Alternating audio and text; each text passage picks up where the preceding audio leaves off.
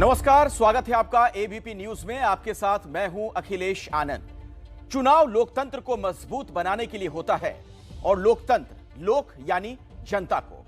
लेकिन जिस वक्त कोरोना तेजी से फैल रहा हो, उस वक्त चुनाव जीतने के लिए हो रही रैलियां खतरे की घंटी बजा रही हैं।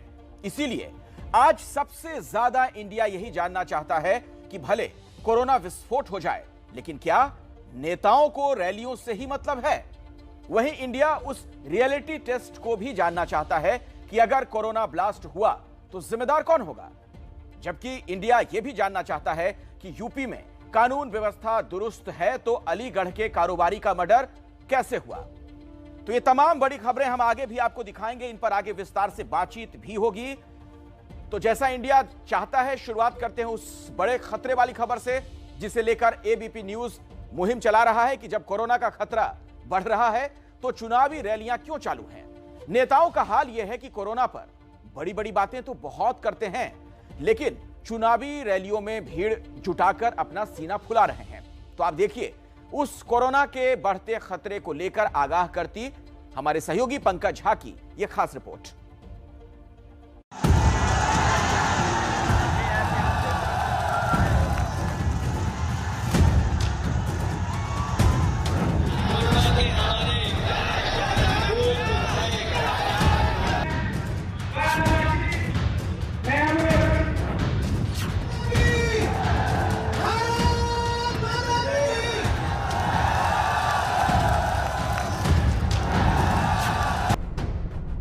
माफ कीजिए नेताजी, दांत खाने के और दिखाने के और वाली कहावत तो आपने भी सुनी ही होगी। पहले आपको दिखाने वाले दांत ही दिखा देते हैं। जब बीमारी आई थी, आप और हम लोग परेशानी और तकलीफ में दवाई ढूंढते रहे। जब दवाई की जरूरत थी, दवाई नहीं दे पाई। जब गरीब को बिस्तर की जरूरत थी, बिस्तर नहीं दे पाई। तो ऑक्सीजन की जरूरत थी, ये सरकार ऑक्सीजन नहीं दे पाई। कोरोना महामारी दुनिया के अंदर उस हर एक तबके को अपने चपेट में ले रही है जो लापरवाही कर बरत रहा है। कोरोना प्रोटोकॉल का जो नियम बनाया गया है, 2 गज की दूरी, मास्क है जरूरी। दूर करेंगे कोरोना की आर्थिक मार, परिवार को देंगे 25,000। चिंता भी है और दर्द भी, लेकिन जब कोरोना फिर पसार रहा है तो ये चिंता, ये दर्द कहीं गुम हो जाता है, क्योंकि सवाल सत्ता का है और तब बाहर आते हैं खाने के दांत। अरे अब तो पूरी दुनिया का बच्चा बच्चा जान चुका है कि जहां भीड़ वहां कोरोना, और जहां लाखों की भीड़ वहां तो कोरोना विस्फोट को खुली दावत। लेकिन हमारे संवेदनशील नेताओं के लिए कुर्सी जरूरी है, इसीलिए इस भीड़ को देखकर उनके चेहरे की चमक बढ़ जाती है, बिना ये सोचे कि उनके स्वागत और जय जयकार करने वाले इन आम लोगों की जिंदगी कितने बड़े रिस्क में है। देश में पिछले 24 घंटे में 6,358 कोरोना के नए केस आए हैं। 24 घंटे में 293 लोग अपनी जान गंवा चुके हैं। देश में अब तक 653 ओमिक्रॉन वेरिएंट के केस आ चुके हैं। वैसे तो देश में कोरोना के मामले लगातार बढ़ते जा रहे हैं। ओमिक्रॉन का खतरा तीसरी लहर का संकेत दे रहा है। लेकिन यूपी में नेताओं के लिए मंगलवार का दिन चुनावी घमासान का रहा। बीजेपी हो या कांग्रेस या फिर समाजवादी पार्टी, हर पार्टी भीड़ जुटाकर अपनी ताकत तौल लेना चाहती है।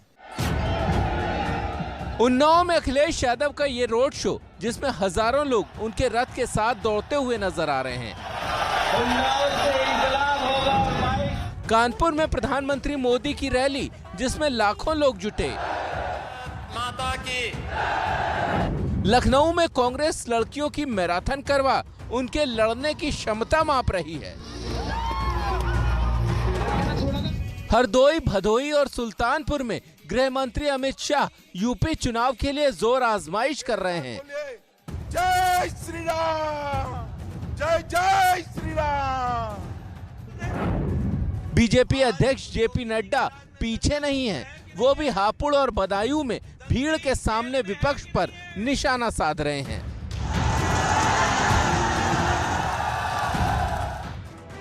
ऐसा नहीं है कि नेताओं को रैलियों, रोड शो में जुट रही भीड़ से खतरे का अंदाजा नहीं है, लेकिन कोई भी सत्ता के लिए पहले कदम पीछे नहीं खींचना चाहता, इसीलिए गेंद चुनाव आयोग के पाले में डाल दी जा रही है। मुझे उम्मीद है चुनाव समय पर होगा। अभी 5 तारीख को जब फाइनल लिस्ट निकल करके आएगी, उसके बाद भी लगातार जो नियम है उसके तहत वोट बढ़वाना घटाने का काम समाजवादी पार्टी करेगी, और जो शिकायतें थी उनको भी देने का काम चुनाव को किया है। हमारी अगर सेहत और सलामती की सुरक्षा के लिए संसाधन भी हैं और सुविधाएं भी हैं, इसलिए अब जहां तक चुनाव का बात है, ये कुछ काम चुनाव आयोग पर भी छोड़ देना चाहिए। हर काम जो है वो कांग्रेस पार्टी के मुख्यालय से थोड़ी होगा। चुनाव आयोग को संज्ञान लेना चाहिए और रैलियों पर रोक लगानी चाहिए। रैलियों पर रोक, ये नहीं कि आप दिन में रैली करें और शाम को बैठक करके कहें कि कोरोना कैसे रोकें। कुल मिलाकर भैया बात सिर्फ इतनी है कि रैली रेलों में जाओ तो बस इतना याद रखना कि पिछली बार अस्पताल की तलाश में क्या क्या सितम सहे, ऑक्सीजन के लिए कितनी मशक्कत की, इसीलिए अपनी जान की सलामती बस आपके हाथ में ही है, बाकी आप खुद समझदार हैं।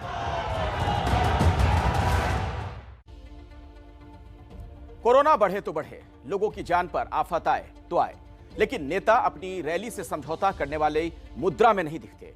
तो इस लीड स्टोरी पर हमारी राय यह है कि नेता तो रैलियों से बाज नहीं आ रहे, लेकिन जनता को खुद पहल करके भीड़ का हिस्सा नहीं बनना चाहिए। अगर आप इस राय से सहमत हैं तो मोबाइल नंबर 7823944001 पर मिस्ड कॉल दें, और अगर असहमत हैं तो मोबाइल नंबर 7823944002 पर मिस्ड कॉल दें। इस पूरे बुलेटिन के दौरान आप अपनी राय मिस्ड कॉल देकर भेज सकते हैं। हम आखिर में दिखाएंगे कि कितने लोग मेरी राय से सहमत हैं, कितने नहीं। रैली करने वालों में क्या पावर वाले और क्या विपक्ष वाले, सभी एक ही रथ पर सवार हैं, लेकिन सरकार चाहे तो कोरोना को बहुत हद तक रोका जा सकता है अगर चुनावी राज्यों में ही सभी को वैक्सीन लग जाए। अभी उत्तर प्रदेश में 10 करोड़ 30 लाख टीका लगना है और इनमें से 2 करोड़ 3 लाख लोगों को तो पहली डोज भी नहीं लगी है। वहीं पंजाब की बात कर ली जाए तो 1 करोड़ 91 लाख वैक्सीन डोज दी जानी है, जिनमें से 56 लाख लोगों को एक भी टीका नहीं लगा है। उत्तराखंड, यहां 21 लाख टीके अभी लगने हैं, जिनमें से 3 लाख लोगों को एक भी टीका नहीं लगा। मणिपुर में 19 लाख डोज की जरूरत है, जिनमें 8 लाख लोग ऐसे हैं जिनकी पहली डोज भी नहीं लगी। हालांकि गोवा की स्थिति थोड़ी बेहतर है, यहां बस 2 लाख लोगों को ही वैक्सीन लगनी है और वो भी दूसरी डोज, यानी पहली डोज सभी को लग चुकी है। तो बंगाल का चुनाव हो या यूपी का पंचायत चुनाव, दूसरी लहर में कोरोना विस्फोट की वजह बन चुके हैं, और इसमें अहम रही रैलियां, रोड शो, वहां पर जुटने वाली भीड़। इसके बावजूद ना नेता सबक लेने को तैयार हैं, ना प्रशासन और ना ही जनता। बिना मास्क, बिना सोशल डिस्टेंसिंग भीड़ जुट रही है। जनता की जान भगवान भरोसे ही है। इन राजनीतिक कार्यक्रमों में एबीपी रिपोर्टर्स ने जो ग्राउंड रियलिटी देखी वो डराने वाली है, और जब इसे लेकर इलाके के डीएम से बात करने की कोशिश की गई तो कोई मीटिंग में व्यस्त, किसी के पास जवाब ना देने का कोई और बहाना। आपको दिखाते हैं एक बहुत ही एक्सक्लूसिव रिपोर्ट।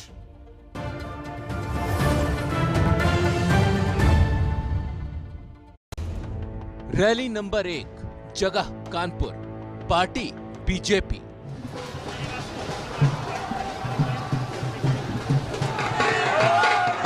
भीषण सर्दी और बारिश के बीच कानपुर में पीएम मोदी की रैली से निकलता लोगों का ये रेला। हाथ में झंडा है, सिर पर टोपी है, मोदी मोदी के नारे लगाते समर्थक हैं। हर किसी का रंग अलग है, लेकिन एक चीज इस भीड़ के लगभग हर चेहरे से गायब है, मास्क। सवाल पूछो तो बहाने तैयार। मास्क क्यों नहीं लगाए? जी मास्क मेरा ये हाँ टूट गया सर, टूट गया। ये देखिए टूट गया सर। मास्क नहीं लगाए भीड़ में? क्यों भैया? मास्क कहाँ है? अरे मास्क तो बुला के लाया मास्क। ये क्या लगाए हो? अरे हमें क्यों दिखा रहे हो? क्यों? मास्क कहाँ है? भीड़ में सब लोग आ रहे हो ना? मास्क है, रुमाल। रैली नंबर 2, जगह उन्नाव, पार्टी समाजवादी पार्टी।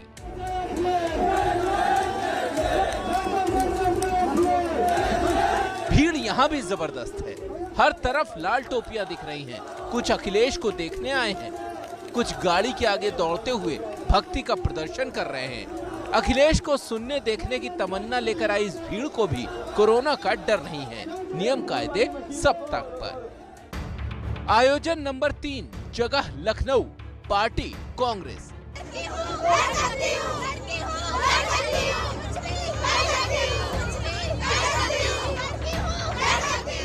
लड़कियों को लड़ने के लिए तैयार करने का नारा देने वाली कांग्रेस ने लखनऊ के एकाना स्टेडियम में हजारों लड़कियों को जमा तो कर लिया, लेकिन ये नहीं सोचा कि इस भीड़ में दबे पांव कोरोना आ गया तो उससे ये बेटियां कैसे लड़ेंगी। कांग्रेस का दावा है कि इस कार्यक्रम में कोरोना प्रोटोकॉल का पूरा ख्याल रखा गया। यहाँ पूरे प्रोटोकॉल फॉलो करने की कोशिश कर रहे हैं। जो जिला प्रशासन ने मंजूरी दी उसी हिसाब से लड़कियों को बुलाया गया, उसके ऊपर लड़कियां नहीं बुलाई गई हैं। लेकिन यहाँ हजारों की तादाद में यहीं पे परसों नरसों कार्यक्रम हुआ था, वहाँ ये बात नहीं दिखाई दी। अब आप इन तस्वीरों को देखकर खुद ही अंदाजा लगा सकते हैं कि भीड़ में नियम कायदों का ख्याल रखना आसान नहीं है। पिंक मास्क तो बांट दिए, लेकिन नाच गाने में मास्क का ख्याल किसे रहता है। मैराथन में मास्क लगाकर ये बेटियां भला कैसे दौड़ेंगी। डर लगा तभी मैं मास्क लगा के दौड़ी थी। अभी हटा दिया मास्क आपने? अब हाफ रहे ना इसलिए मास्क लगाया था, फिर हटा दिया रनिंग करते हुए। नहीं, हम लोग दौड़ रहे हैं, हाफ रहे तो हम लोग मास्क तो नीचे करेंगे ही करेंगे। मंगलवार को यूपी में सिर्फ यही 3 राजनीतिक कार्यक्रम नहीं हुए, बल्कि हापुड़ और बदायूं में बीजेपी अध्यक्ष जेपी नड्डा की रैली हुई।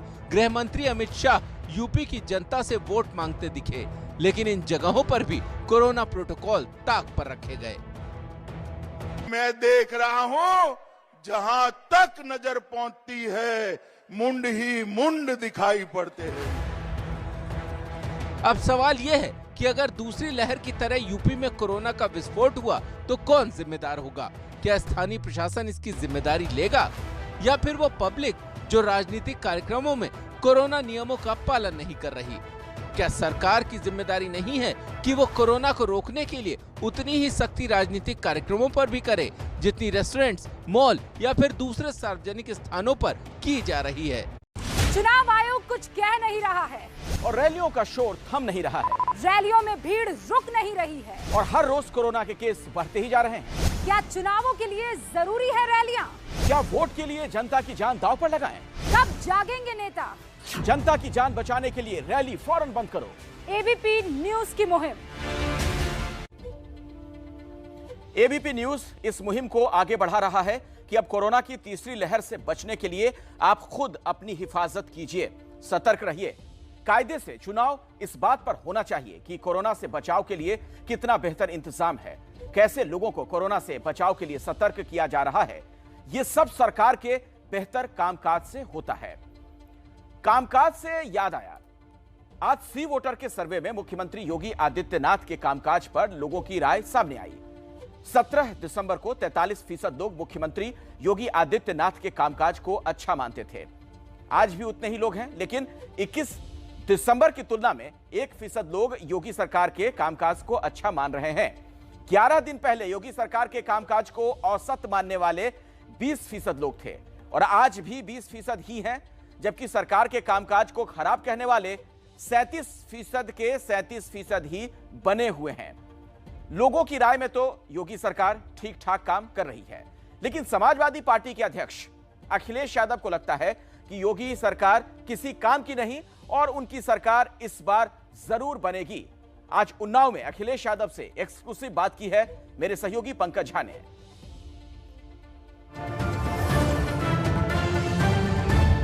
बात हो रही है यूपी चुनाव की, जिसके बारे में कहा जा रहा है कि ये चुनाव अगले लोकसभा चुनाव की तस्वीर भी साफ कर सकता है। और इसीलिए हमारे साथ हैं लाल टोपी वाले अखिलेश यादव, जिनका अपना बहुत कुछ भी दांव पर है। अखिलेश जी, आप ये विजय रथ यात्रा पे चल रहे हैं और उधर बीजेपी ने भी एक नहीं 6 जन विश्वास यात्रा निकाल दी है। ये समाजवादी विजय रथ भारतीय जनता पार्टी के 6 रथों पर हावी है। जब भी कोई चीज का लोकार्पण या शिलान्यास उधर से किया जाता है तो आपने उसका क्रेडिट लेने लगते हैं। जिस मेट्रो का उद्घाटन कर रहे हैं वो भी काम समाजवादी सरकार में शुरू हुआ था।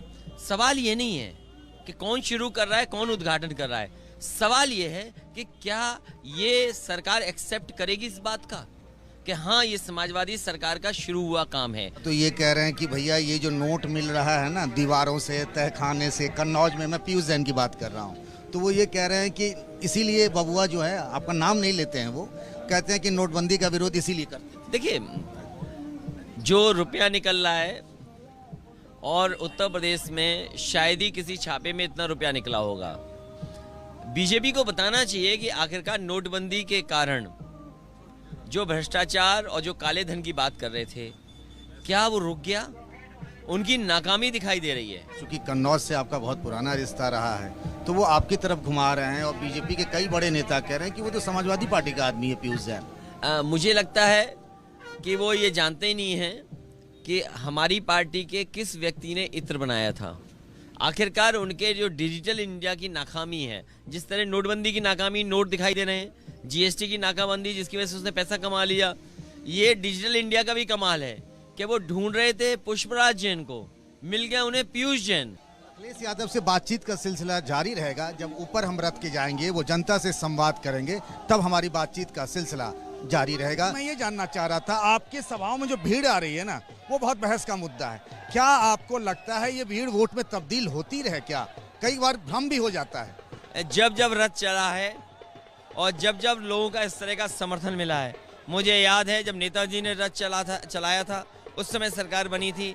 मैंने इससे पहले भी रथ जब चलाया था तब सरकार बनी थी, और पिछली बार 11 में जब मैंने रथ चलाया था तब भी सरकार बनी थी। 17 में रथ नहीं चला पाया, सरकार नहीं बनी।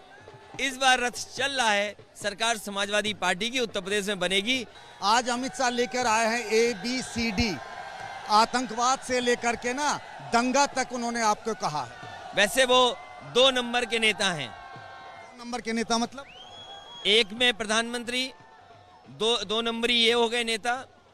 तो अगर वो ABCD कह रहे हैं, कम से कम हम लोग तो ABCD जानते हैं, अपने मुख्यमंत्री को ABCD कब सिखाएंगे?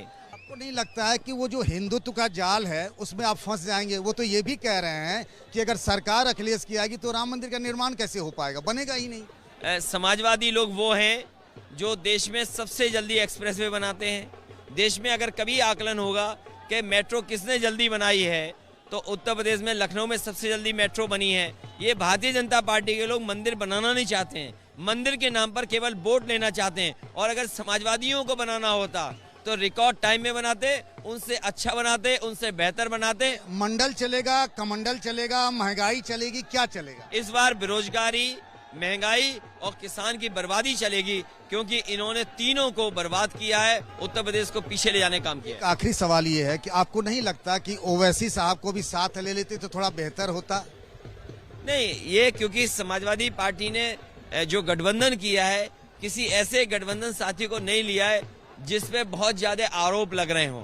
ABP न्यूज से बात करने के लिए बहुत बहुत शुक्रिया।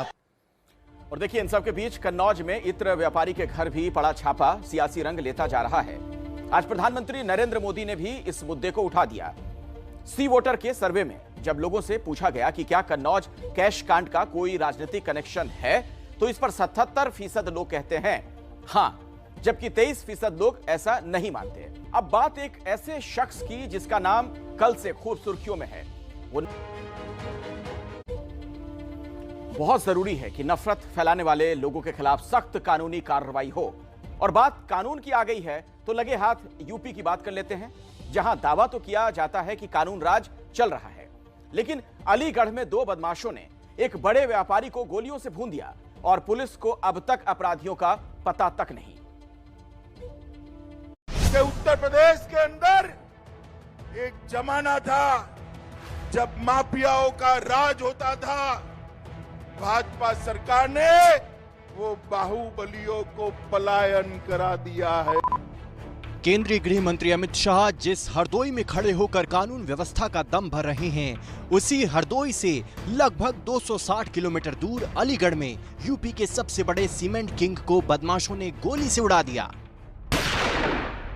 ये धुंधली तस्वीरें एटा के रहने वाले संदीप गुप्ता नाम के उसी सीमेंट व्यापारी की है, जिसको 2 बदमाशों ने अलीगढ़ में सोमवार को सरेराह गोलियों से भून दिया और फरार हो गए।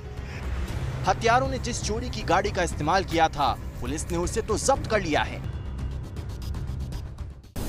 उन्होंने अपनी गाड़ी को रोका और ड्राइवर को पान लाने के लिए भेजा और जब वो ड्राइवर गया, गाड़ी रुकी हुई थी, उसी क्रम में दो बदमाश आए, जैसा कि मिस्टर निगम जो प्रत्यक्षदर्शी थे उन्होंने बताया, और उन्होंने फायरिंग की जिसमें कि उनको गोली लगी। हत्या से ठीक पहले संदीप गुप्ता ने डीआईजी दीपक कुमार से भी मुलाकात की थी और इनके दफ्तर से निकलने के कुछ देर बाद ही उनकी हत्या हो गई। संदीप गुप्ता की हत्या सुरक्षा में एक बड़ी चूक है और कई सवाल भी उठ रहे हैं। संदीप गुप्ता के पास सरकारी और निजी गनर थे, लेकिन हत्या के वक्त दोनों स्पॉट पर क्यों नहीं थे? संदीप गुप्ता जिस जगह पान मसाला लेने रुके, ठीक उसी जगह हत्यारे भी कैसे पहुंच गए? हत्यारे अलीगढ़ के थे या उनका पीछा एटा से किया जा रहा था? क्या व्यापारिक रंजिश के चलते उनकी हत्या की गई? संदीप गुप्ता का अलीगढ़ आना भी पहले से तय नहीं था, वो अचानक अलीगढ़ आए थे। इसलिए पुलिस को शक है कि हत्या किसी करीबी की सूचना के आधार पर की गई है। ऐसे ही मतलब वो उन्होंने पानी वगैरह के लिए गाड़ी रुकवाई तो एकदम से मतलब जो है धमाका हुआ जोर से उनके खिड़की साइड। जैसे ही धमाका हुआ तो मैं डर के मारे जो ड्राइवर के पीछे की जगह रहती है वहाँ घुस गया। ये हुआ।